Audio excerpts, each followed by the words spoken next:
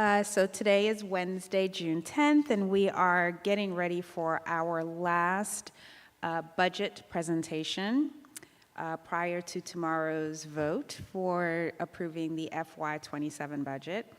And we're also going to do our last millage rate hearing prior to discussing and approving the millage rate tomorrow. We will go ahead and move forward with the agenda as presented. Superintendent Scott, would you like to take roll call? Yes. Heidi Hensley, Mary P. Bagby, Linda Davis. Here. Dr. Patricia Yeager. Here. Tim Denson. Dr. Mumby Anderson. Here. Dr. Lakeisha Gant. Here. Nicole Hull. Mark Evans. Here. Okay, we have a quorum, so we can move forward with the agenda as presented. Our next item is to adopt the agenda. Make a motion that we adopt the agenda. Second. All right, that motion's made and seconded. All in favor of adopting the agenda as presented, please raise your hand and say aye. Aye. All right, that motion passes, and now we are ready for our, FY27 budget and millage rate hearing. Mr. Greiner.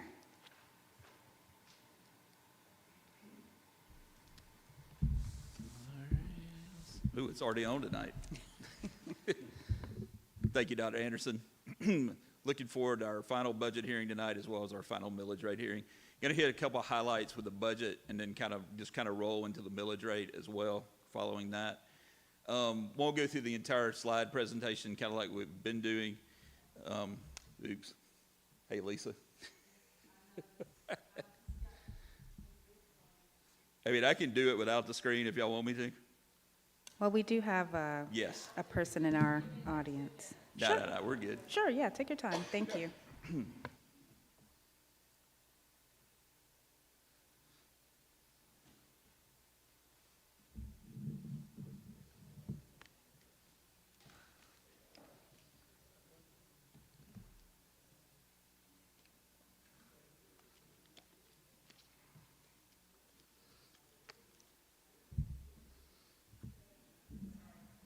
No, you're fine, Lisa. No problem at all.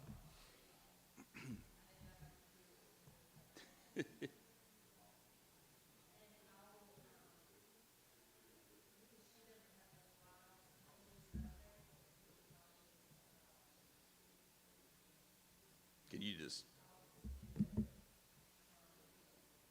Okay. All right, Dr. Anderson, we good? Yeah, I think it's up and ready to go. Okay. Proceed, Mr. Greiner. Thank you. All right, thank you. So keeping in mind, Lisa, if you just go to the CCSD initiatives for FY27, please. Keeping in mind that 86% of our budget is salary and benefits. So, of course, the most focus we're going to spend on our initiatives is, of course, on salary and benefits. So this year, main focus was on recruitment and retention, kind of making sure we retain our teachers we currently have and also recruit teachers as well and try to stay competitive with other districts around us. So one thing we looked at doing, of course, as Mr. Schwartz explained in great detail earlier, I'm sorry, allergies again, extending the salary tables. That's so we can be competitive with other districts that have done that around us in the last few years. Coney comes to mind as one of those. There's several others. So that way, when we have teachers that have stepped out at that end of that, we've extended that out. So, and I know he did an excellent job explaining that earlier in the budget process. Providing long-term disability insurance for all our employees is another added benefit that we have not had before. The $500 mid-year retention supplement for all employees. Similar, the governor did $2,000 at the beginning of this year, so we proposed $500 coming from district funds this year. And then also, our special education area, we still have a hard time filling those spots. So providing retention and recruitment supplements for our special education teachers, $5,000 for adaptive and $3,000 for interrelated for the work that they do each and every day. So those are the salary and benefit initiatives we had. A few operating initiatives, transfer funds to local capital projects fund to assist with projects such as the preliminary work on West Broad. Not solely West Broad, that can be used for any capital projects, but to help with that process. As SPLOST 7 comes up for vote in November, that would be where the main bulk of West Broad, if approved, SPLOST 7, that's where the bulk of those expenditures would come from. Increase the transportation budget, as y'all all know, just with current economic factors, we felt like it was prudent to bump that budget up. And then increase restorative practices by $30,000. So those are our key initiatives. So this kind of leaves us with our tentative budget summary.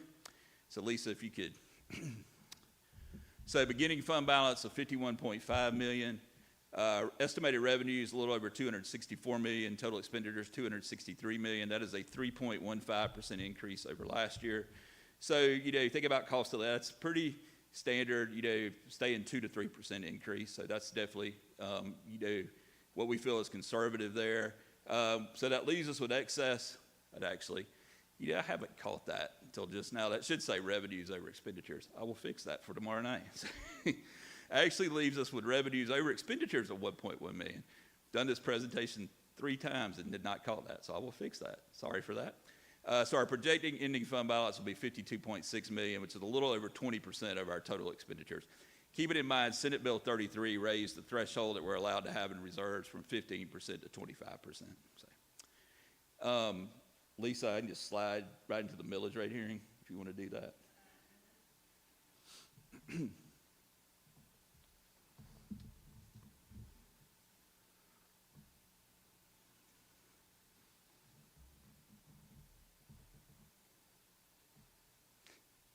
Technology.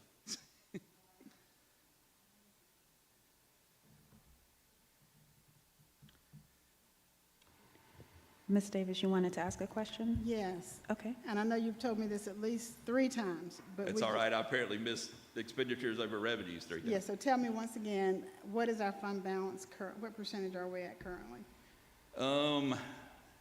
That's a good question, I because know this would leave us at 20. We're right around that 20, because right now, we're adding 1.1 million, so that would slightly put us over 20. We're hovering right around 20. with our Around current fund 20%, balance. and we're allowed now to go to 25%. 25, that is correct. The old state law was 15, which we get an audit finding for every year, like most districts do.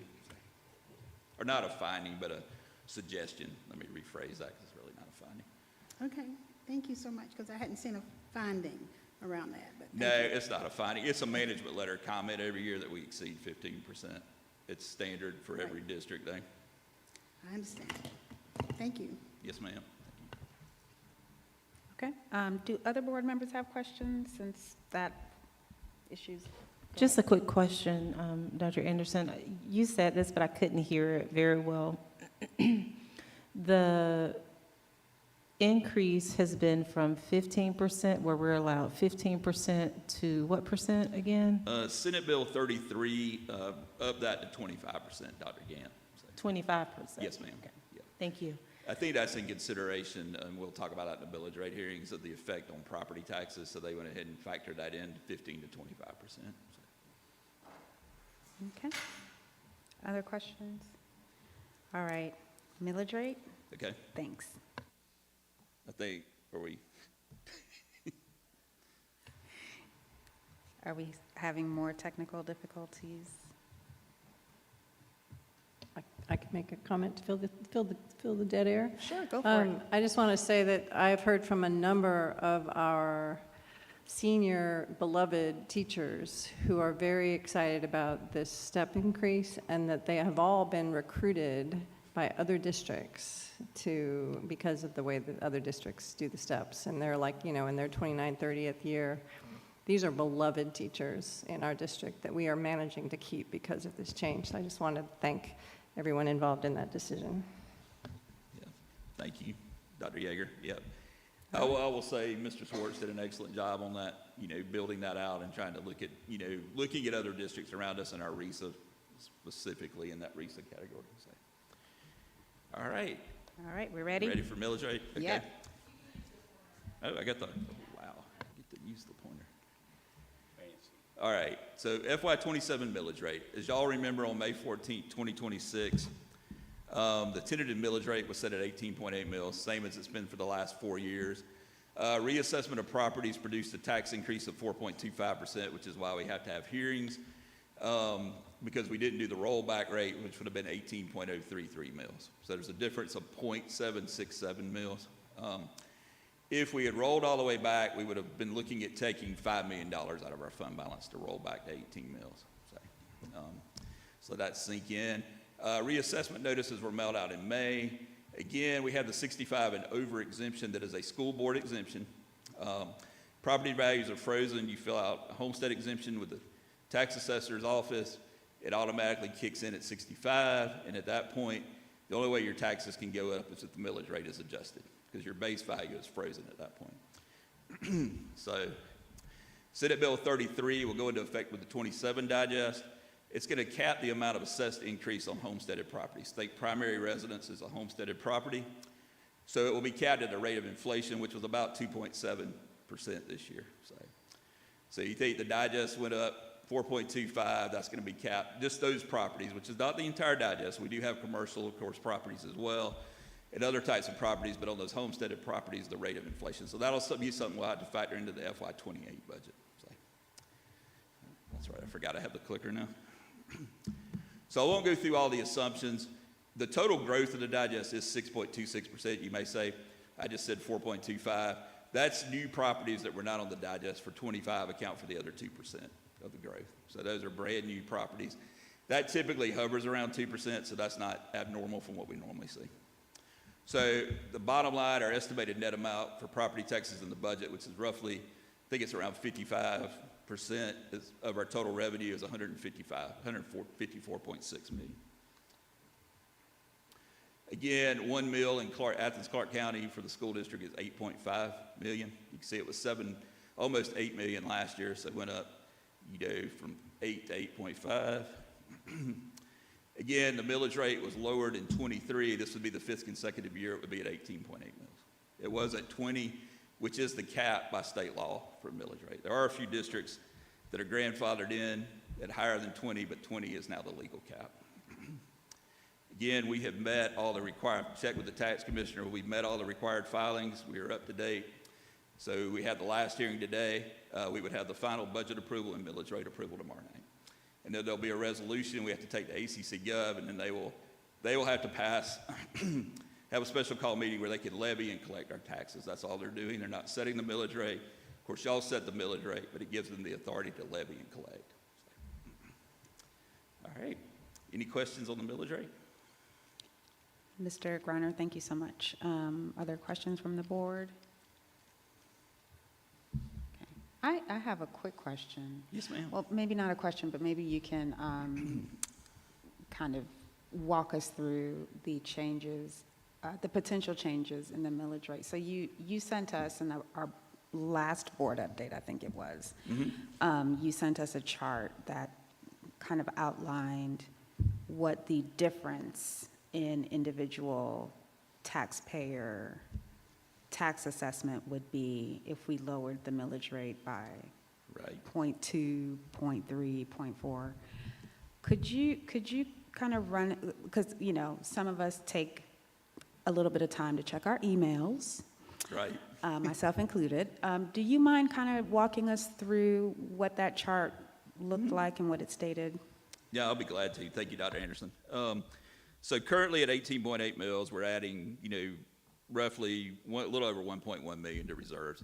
If you took it down to 18.7 mils, which is a 0.10 mil reduction, the effect on a house, $400,000 house, which is, when we did the tax ad, we did it at $400,000, which we get that information from the tax commissioner. That's the values they put in there each year as they figure out what the average value. The effect would be $16 for the whole year on the tax liability at 0.10 mils reduction. 0.2 mil reduction would be $32, 0.5 would be $48. If you go all the way back to the rollback, you get to roughly $123 a year. Now, at the 18.7 mils, you're increasing fund balance still a little bit. By the time you hit 18.6, you're taking money out of fund balance.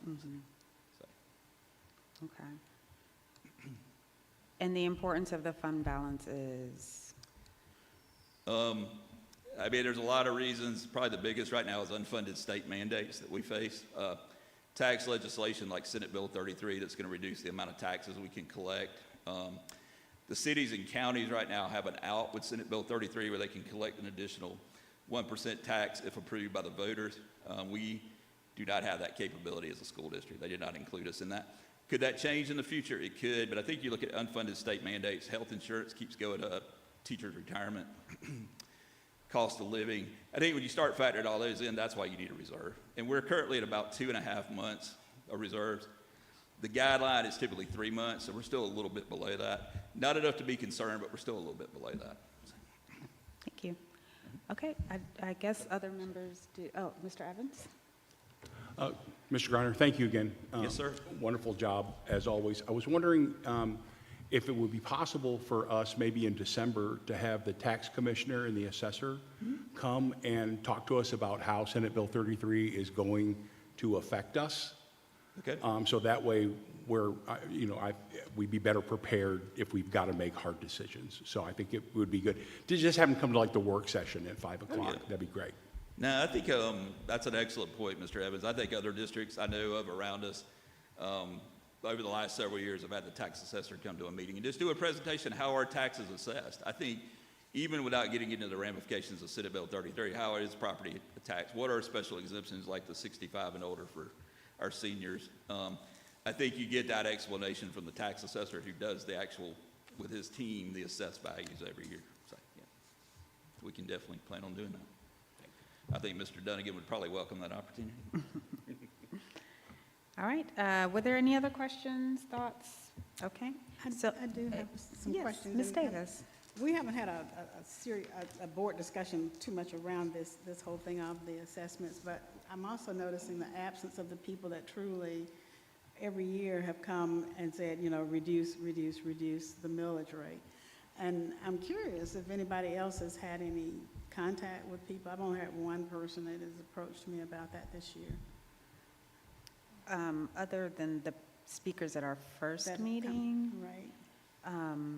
I've not received any personal emails this year. Well, So I don't know if others have. I mean, I would imagine maybe a few members have. a few, okay. And again, when I saw the chart that showed us exactly, when the biggest impact was $32, I'm like, okay, that's probably not worth, I'd spend more in gas to come down and complain about that. So I've kind of stepped away from it a little bit. But I do want us to look closely, because our SPLOST funds have continued to exceed, our anticipated growth from that particular income source. And if we could somehow make it easier for our homeowners especially to see a reduction, I think that would be a great offset for that. Yeah, I think around SPLOST, I'll make this one comment, and Mr. Gilbert, of course, knows this world a lot better than I do.